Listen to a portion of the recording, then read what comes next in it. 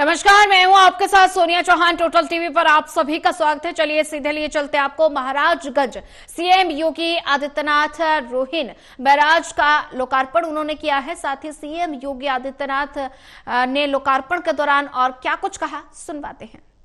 शिलान्यास के लिए आयोजित आज के इस कार्यक्रम में केंद्रीय वित्त राज्य मंत्री, महाराजगंज के लोकप्रिय सांसद माननीय श्री पंकज चौधरी जी, उत्तर प्रदेश सरकार में मंत्रिमंडल के मेरे वरिष्ठ सहयोगी जल शक्ति मंत्री श्री स्वतंत्र देव सिंह जी, आयुष मंत्री और जनपद महाराजगंज के प्रभारी मंत्री श्री दयाशंकर मिश्रा दयालु जी, अध्यक्ष जिला पंचायत श्री रविकांत पटेल जी, लोकप्रिय विधायक नौतनवा श्री ऋषि त्रिपाठी जी, माननीय विधायकगण श्री ज्ञानेंद्र सिंह जी, प्रेम सागर पटेल जी, जय मंगल कनौजिया जी, भारतीय जनता पार्टी के जिला के अध्यक्ष श्री संजय पांडे जी, सिंचाई विभाग के प्रमुख सचिव श्री अनिल गर्ग जी, प्रशासन से जुड़े हुए हमारे अधिकारीगण, सम्मानित जनप्रतिनिधिगण और भारी संख्या में आज के इस कार्यक्रम में उपस्थित नौतनवा क्षेत्र से और महाराजगंज जनपद से जुड़े हुए मेरे सभी उपस्थित बहनों और भाइयों, मैं सबसे पहले वासंतीय नवरात्रि की आज इस अष्टम तिथि पर मां बनैया देवी के श्री चरणों में नमन करते हुए आप सभी का मैं हृदय से अभिनंदन करता हूं। बहनों और भाइयों, नवरात्रि की 9 तिथि वासंतीय नवरात्रि और शारदीय नवरात्रि के रूप में वर्ष में 2 बार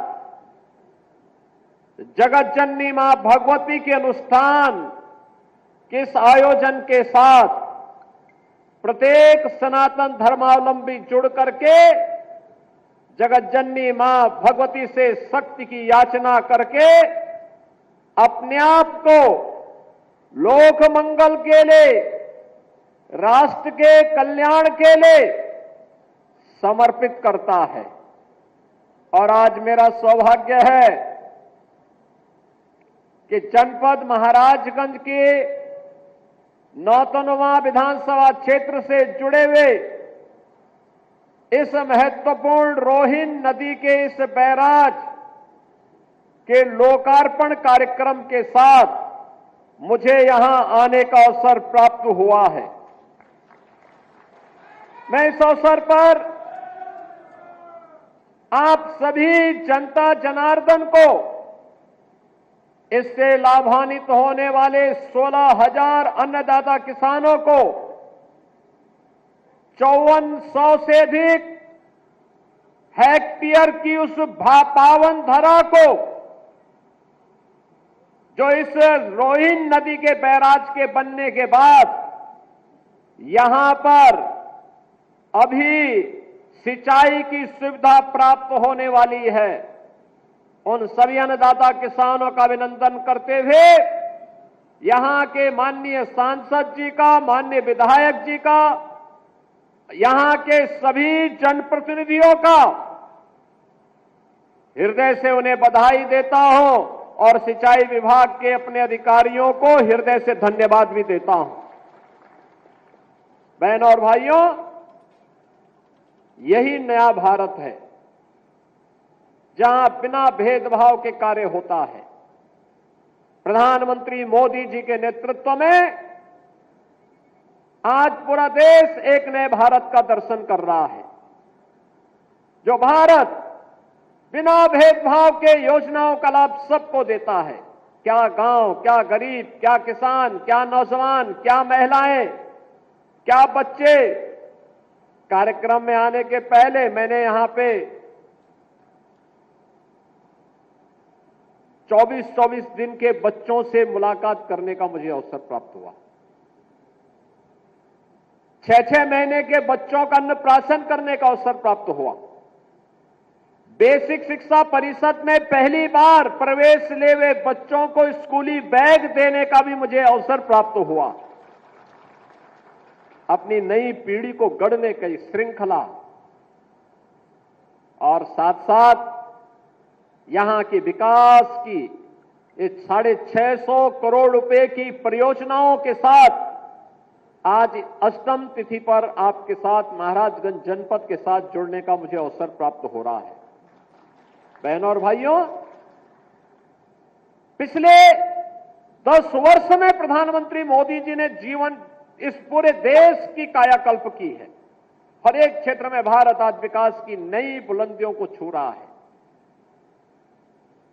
आज से 10 वर्ष पहले भारत दुनिया की 11वीं अर्थव्यवस्था माना जाता था। आप याद करिए, 1947 से लेकर के 2014 तक इन 70-72 वर्षों में भारत मात्र 11वीं अर्थव्यवस्था बन पाया था।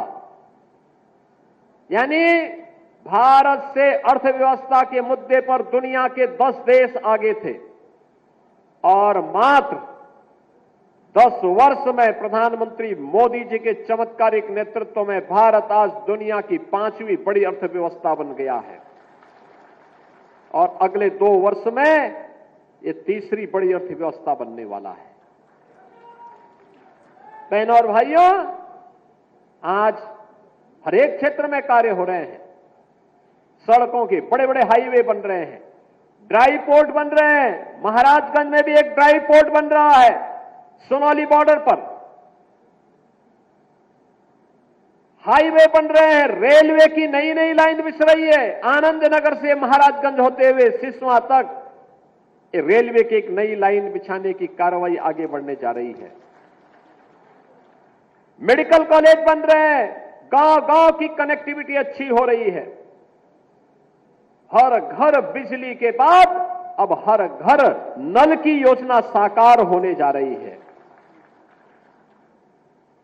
विकास के कार्य, क्या रेल का हो, क्या इस सड़क का हो, वाटरवे का हो, मेट्रो का हो, रोपवे का हो, ये सभी एक एक करके साकार होते हुए जा रहे हैं। एक तरफ ये कार्य युद्ध स्तर पर आगे बढ़ते हुए दिखाई दे रहे हैं, तो बहनों और भाइयों, दूसरी ओर लोक कल्याण के कार्यक्रमों को भी प्राथमिकता के साथ आगे बढ़ाया जा रहा है। लोक कल्याण के कार्य, कोई कल्पना करता था देश के अंदर 80 करोड़ लोग फ्री में राशन की सुविधा का लाभ प्राप्त कर रहे हैं? आज हो रहा है। 50 करोड़ से अधिक लोगों को 5 लाख रुपए की स्वास्थ्य बीमा का सुविधा प्राप्त हो रही है। याद करिए 50 करोड़ लोगों को 5 लाख रुपया प्रतिवर्ष स्वास्थ्य बीमा का कवर। 12 करोड़ घरों में शौचालय बन गए। 10 करोड़ घरों में उज्ज्वला योजना का कनेक्शन पहुंच गया देश के अंदर। 4 करोड़ लोगों के घर बन गए। 3.5 करोड़ लोगों के घरों में बिजली पहुंच गई। करोड़ों लोगों को देश के अंदर रोजगार और नौकरी के साथ जोड़ने का कार्य हुआ।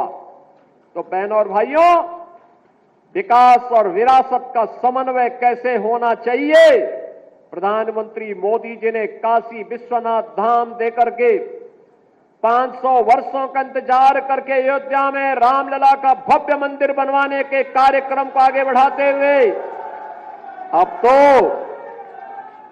तो महाकुंभ को पूरी दुनिया देख करके भौचक रह गई कि 66 करोड़ लोग महाकुंभ का दर्शन कर रहे हैं। यह भी केवल भारत कर सकता है, केवल भारत कर सकता है। और बहनों और भाइयों, प्रधानमंत्री जी किसी प्रेरणादायी मार्गदर्शन में उत्तर प्रदेश पिछले 8 वर्ष में नई ऊंचाइयों को छूता हुआ आगे बढ़ा। याद करिए, 1947 से लेकर 2017 तक इन 70 वर्षों में उत्तर प्रदेश देश की 7वीं अर्थव्यवस्था था और मात्र पिछले 8 वर्ष में हमने जो दूरी तय की, अब उत्तर प्रदेश देश की नंबर 2 की अर्थव्यवस्था बन चुका है। नंबर 2 की अर्थव्यवस्था बन चुका है। 56 लाख गरीबों के लिए मकान मिले। इस दौरान बनटांगिया गांवों को मान्यता दी गई। इस दौरान मुसहर हो, बनटांगिया हो, थारू हो, कोल हो, भील हो, गौड़ हो, चेरो हो, अहरिया हो, इन सभी जातियों को 100% इन्हें सेचुरेट करने का काम भी किया गया, हर सुविधाओं से युक्त किया गया। अब कोई उत्तर प्रदेश में भूखों नहीं मरता। 25 करोड़ की आबादी में 15 करोड़ से अधिक लोगों को हर महीने फ्री में